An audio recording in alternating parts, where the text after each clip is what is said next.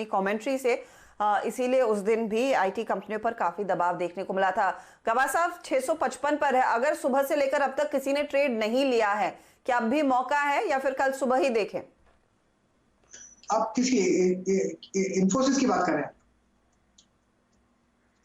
या 655 मेरे ख्याल से लेना चाहिए। मुझे लगता है इसका वक्त दीजिएगा। 700 का टारगेट मुझे नजर आ रहा है, क्योंकि जो अपमूव मिला है उसके हिसाब से जो साइडवेज कंसोलिडेशन हुआ है, आज का मूव वो संकेत दे रहा है कि एक फ्रेश अपमूव मिल सकता है। यहाँ पर सिर्फ एक 640 का एक स्टॉप लगाना चाहिए इंफोसिस पर, मेरे ख्याल से अपमूव मिलेगा यहाँ पर। ओके, तो 640 का स्टॉप लॉस, और अगर अब तक आपने ट्रेड नहीं लिया है तो मौका है, ये गाबा साहब कह रहे हैं, अगर आप नंबर से पहले पोजीशन लेना चाहते हैं। चलिए सुमित के पास चलते हैं और सुमित आपको बताएंगे एसीसी से क्या एक्सपेक्ट किया जाए।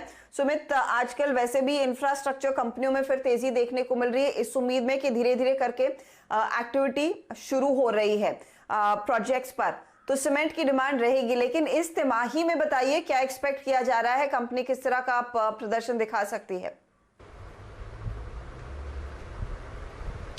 देखिए, एसीसी के केस में नंबर्स को आप मोरलेस फ्लैटिश ही मान के चलिए, बहुत ज़्यादा फायरवर्क की उम्मीद यहाँ पर ना लगाएं एसीसी के नंबर्स में, क्योंकि ये क्वार्टर इनके लिए बहुत पीक क्वार्टर होता है। आमतौर पे यहाँ पे अच्छे नंबर्स आते हैं इस क्वार्टर के अंदर, और डिमांड मॉनसून से पहले तेज़ मानी जाती है। लेकिन इस डिमांड की जब तेज़ी की उम्मीद लगाई जा रही है, तभी लॉकडाउन देखने को मिला 10 दिन के आसपास का। तो ये आय फ्रंट पे करीब 8-8.5% के आसपास ही गिरावट का अनुमान लगाया जा रहा है इस तिमाही में, और वो इसलिए हुआ कि लॉकडाउन भी है और कोविड-19 के चलते, जो कि 10 से 15 दिन के आसपास रहा इस क्वार्टर में, जिसकी वजह से वॉल्यूम थोड़े से डिस्टर्ब हो सकते हैं। एबिटा फ्रंट पे करीब 2% के आसपास के सुधार देखने को मिल सकता है। उसकी वजह भी है जो कोकिंग कोल के प्राइसेस हैं वो टूटे हैं, जो इनके लिए एक मेजर इनपुट के तौर पर होता है, तो उसकी वजह से इनके मार्जिन थोड़े से बेहतर आते हुए दिखाई पड़ेंगे वाई बेसिस पर भी और सीक्वेंशियल बेसिस पर भी। साथ ही साथ तमाम सीमेंट कंपनियों ने प्राइस हाइक भी किया है, चाहे वो नॉर्थ की हो, सेंटर की हो, साउथ की हो।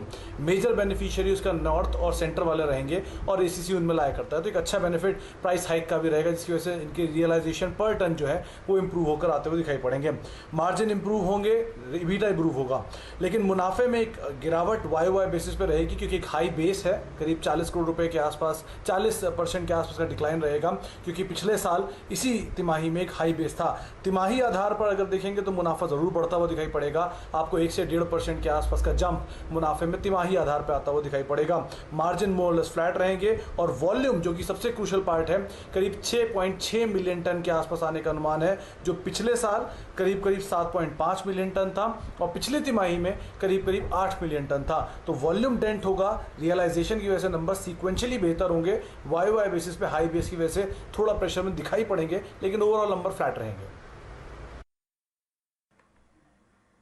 ओके, तो ये फिलहाल आपके लिए ओपिनियन है एसीसी पर, और एसीसी का स्टॉक एक बार स्क्रीन पर रखिएगा डायरेक्टर साहब, देखिए तो यहाँ पर क्या एक्शन बनता दिखाई दे रहा है, क्योंकि मैं एक चीज नोटिस कर रही थी, श्री सीमेंट जैसे शहरों में अच्छी खासी तेजी देखने को मिली है आज के सत्र में। एसीसी अंबुजा में हमने देखा है पहले स्टॉक्स काफी भाग चुके हैं, और इस समय आप ये सामने वो चाल करीब 2-2.25% ऊपर है। आईसीआईसीआई प्रू एक और कंपनी है जिस पर काफी लोगों को की नजरें रहती हैं, कंसिडरिंग ये वायदे बाजार का भी खिलाड़ी है, और इसका परफॉर्मेंस कैसा रहेगा इसका खुलासा कल होगा, कल दोपहर इस कंपनी के नतीजे आने वाले हैं। यतिन को जोड़ लेते हैं, फिर दोनों पर एक टेक चेक लेंगे कि कहां पर बेहतर ट्रेड बनता दिखाई दे रहा है इस समय। यतिन, स्टॉक है 4% ऊपर इस समय आईसीआईसीआई प्रूडेंशियल का, ये क्वार्टर Q4 कैसा रहा है कंपनी के लिए? देखिए हर्षदा, कोरोना के चलते जो आखिरी के 15-20 दिन थे वहाँ कामकाज हुआ नहीं, इंश्योरेंस कंपनीज का प्रीमियम कलेक्शन हुए नहीं है, डिफर हुए हैं। लेकिन अगर आप ओवरऑल बेसिस पे बात करें आईसीआईसीआई प्रूडेंशियल की, तो सिक्वेंशियली यानी कि तिमाही दर तिमाही बेसिस पे अच्छी खासी ग्रोथ हमको देखने को मिलेगी। अगर आप ओवरऑल बेसिस पे जो अंडरलाइंग चीजें देखें इंश्योरेंस कंपनीज के लिए, तो जो वैल्यू ऑफ न्यू बिजनेस है वहाँ कहीं ना कहीं ये जो कोरोना शटडाउन है उसका असर हुआ है। तो ओवरऑल जो वैल्यू ऑफ न्यू बिजनेस है वहाँ 8 से 10% की गिरावट देखने को मिलेगी आईसीआईसीआई प्रू में।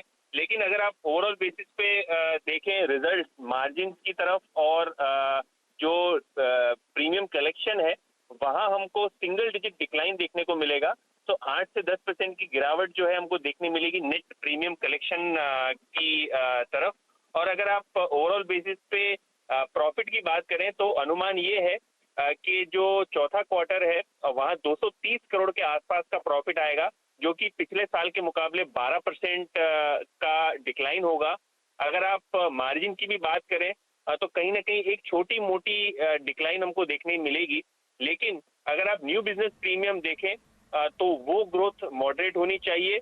ऑपरेटिंग एक्सपेंसेस क्योंकि लॉकडाउन था बढ़ने चाहिए, लेकिन जो मैनेजमेंट की कमेंट्री है आगे चलते हुए जो FY21 की कमेंट्री है वो बहुत इंपॉर्टेंट रहेगी, गाइडेंस बहुत इंपॉर्टेंट रहेगा।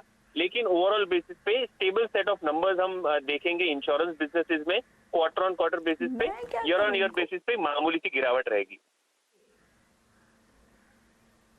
ओके, तो ईयर ऑन ईयर बेसिस पर थोड़ी सी नरमी देखने को मिल सकती है, लेकिन इसी दौरान देखते हैं न्यू प्रीमियम में कितनी ग्रोथ देखने को मिलती है, क्योंकि फरवरी तक ग्लोबली मार्केट्स में हमने देखा था कोरोना की पकड़ बन चुकी थी और उसके बाद धीरे धीरे करके कुछ इजाफा भी बनता दिखाई दे रहा था मेडिकल इंश्योरेंसेज में। तो उसका कितना फायदा कंपनी उठा पाई है उस पर भी एक रिफ्लेक्शन आएगा। चलिए, वक्त हो रहा है एक छोटे से ब्रेक का।